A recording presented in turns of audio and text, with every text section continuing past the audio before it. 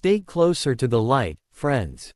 Closer still. The wind tonight has a jagged edge, like a rusted blade, and I've seen the way the shadows in the corner of this tavern have begun to stretch toward us. You've come for a story. You've come to hear about the glory of the North. Then listen well, for I will not tell you of kings or gods. I will tell you of Ironbiter, the axe that hangs at my hip. Look at it. See the way the steel is mottled, stained with a dark, oily sheen that no whetstone can remove.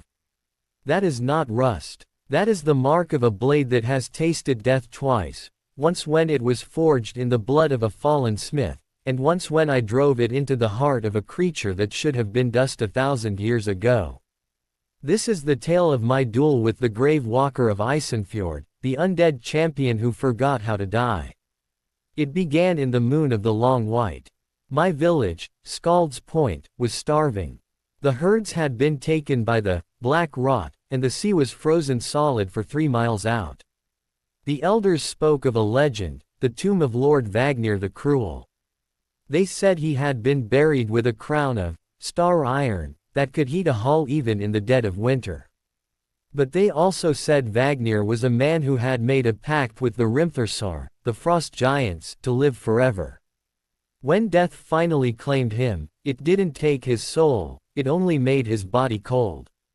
I was the strongest of the young men, and my ego was even larger than my biceps. I took Ironbiter from the wall, an axe passed down through 7 generations of my kin, and I set out for the glaciers of Isenfjord. The journey was a descent into a world of white and gray. The air grew so thin it felt like breathing glass. On the 7th day, I found it, the cairn of the Iron Gale. It was a massive structure of blue ice and black basalt, shaped like a kneeling warrior. The entrance was a narrow slit, guarded by 2 pillars of frozen human remains. The air inside the cairn didn't smell like decay. It smelled like static. Like the air before a lightning strike. As I moved deeper, my torchlight revealed walls etched with the history of Vagnir's massacres. He wasn't a hero, he was a butcher who had carved his way across the north, until the earth itself had opened up to swallow him. In the central chamber, I found him. He wasn't lying in a coffin. He was standing in the middle of a circle of jagged iron spikes. Vagnir was encased in a layer of frost so thick it looked like plate armor. His skin was the color of a winter sky at twilight, a deep, bruised indigo. He wore a crown of black iron that pulsed with a faint, rhythmic heat. Vagnir, I called out, my voice echoing like a hammer on an anvil. I have come for the star iron. Your time is over. Give the warmth back to the living. The frost on his eyelids cracked. It was the loudest sound I've ever heard.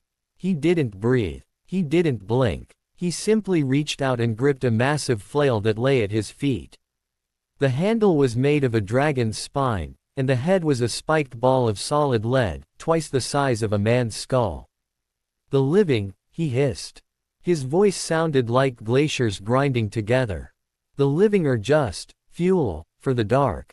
The duel began not with a clatter of steel, but with a shockwave. When Vagnir swung that flail, the air in the chamber was displaced with such force that it threw me against the wall. I scrambled up, Ironbiter gripped in both hands. I am fast for a man of my size, but Vagnir was something else. He moved with a jerky, unnatural rhythm, his limbs clicking like clockwork. I lunged. My axe, Ironbiter, found his shoulder. The blade bit deep, but there was no blood. Instead, a wave of pure, absolute cold traveled up the handle of my axe. My hands went numb instantly. The steel of my blade turned white with rime. Vagnir didn't even flinch. He grabbed the head of my axe with his bare hand and pulled. I was dragged forward, right into his path. He slammed his fist into my chest, and I felt my ribs snap like dry kindling. I fell to the floor, gasping. The torch had gone out. In the darkness, the only thing I could see were Vagnir's eyes, 2 pits of pale, bioluminescent fire. Your axe, he whispered, standing over me. It has tasted death before. I remember the smith who made it. I killed him, with his own hammer. I lay there in the dark, the cold of the floor seeping into my marrow. I could feel my heart slowing down. This is how it ends, I thought. I will become another pillar of ice in Vagnir's hall. But then, I felt something. A vibration. It was coming from Ironbiter. The axe was humming. My father had told me that Ironbiter was forged from the iron of the under bridge, metal that had seen the transition from life to death. It wasn't just a tool, it was a record. And it was angry. It didn't want to be held by the dead again. I forced myself to stand. My ribs screamed, and every breath was an agony of frost, but the axe began to glow with a dull, crimson light. The blood on my hands, my own blood, was being absorbed by the steel. You remember the smith, I growled, spitting a mouthful of red onto the ice. Then remember this, the smith didn't make this axe for you. He made it to end things like you. Vagnir roared, a sound that shook the very foundations of the glacier, and swung his flail in a wide, horizontal arc. I didn't back away. I dived under the chain, the spiked ball whistling an inch above my hair. I came up swinging. Ironbiter caught Vagnir in the knee. There was a sound like a tree trunk snapping in a gale. The Grave-Walker stumbled, his indigo legs shattering into shards of ice. He went down on one knee, but he was far from finished. He swung the flail vertically, smashing the stone where I had been standing a split second before. We fought for hours in that freezing dark. I was a man of flesh and bone, fueled by desperation and the humming rage of my axe. He was a creature of frost and ancient malice, fueled by a hunger that could never be satisfied. I was covered in cuts from the shards of ice flying off his body. My hair was matted with blood and frost. But I was learning his rhythm. The dead are predictable, friends. They are loops of history, repeating their crimes over and over. Vagnir always swung twice to the left before a heavy overhead strike. I waited. I bided my time. I let him think I was weakening. He saw his opening. He raised the flail high, his crown of star iron pulsing with a dark, rhythmic throb. He was going to crush me into the floorboards of his tomb. Join us, he commanded. Join the unbreathing. As the flail descended, I didn't dodge. I stepped into the strike. I took the impact on my shoulder, the heavy chain wrapping around my arm, the spikes tearing through my leather armor. It hurt. Gods, it hurt more than any wound I've ever taken. But it served its purpose. I had him anchored. With my free hand, I gripped Ironbiter by the very base of the handle. I put every ounce of my soul, every memory of my daughter's face, every dream of a warm hearth, into that swing. I drove the axe head straight into the center of the star iron crown.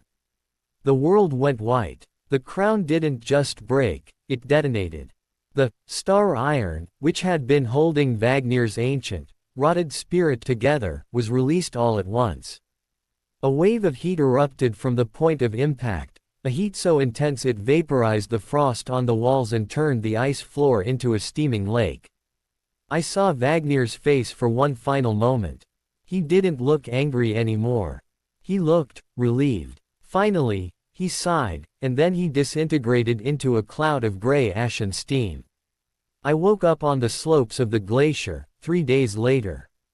A group of hunters from my village had found me, half buried in the snow, clutching Ironbiter as if it were my own child. The star iron was gone. It had been consumed in the blast. But the heat of that explosion had done something to the valley. The ice had retreated. The black rot had been burned out of the soil. The spring came early that year, and it has stayed for 40 winters. I look at my axe now, and I see the scars.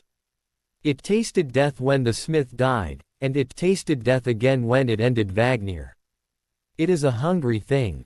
Sometimes, late at night, I can still hear it humming. It isn't a song of war, it's a song of hunger. It's waiting for the next thing that refuses to stay in the ground. So, When you go out into the high places, and you see a mound that looks a bit too much like a man, or a cairn that pulses with a light that isn't from the sun, keep walking.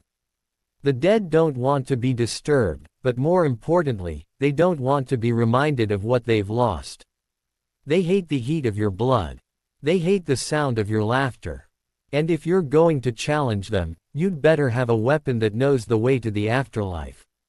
I am an old man now. My arms aren't what they were, and my ribs still ache when the frost rolls in. But Iron Biter is still sharp. It's still waiting. Does anyone else hear that? That low, rhythmic thrumming. Ah, it's probably just the wind in the chimney. Or perhaps it's the axe, reminding me that the sun is setting, and the unbreathing things are starting to stir. Pass the flagon. My throat is as dry as Vagnir's heart, and the night is only just beginning.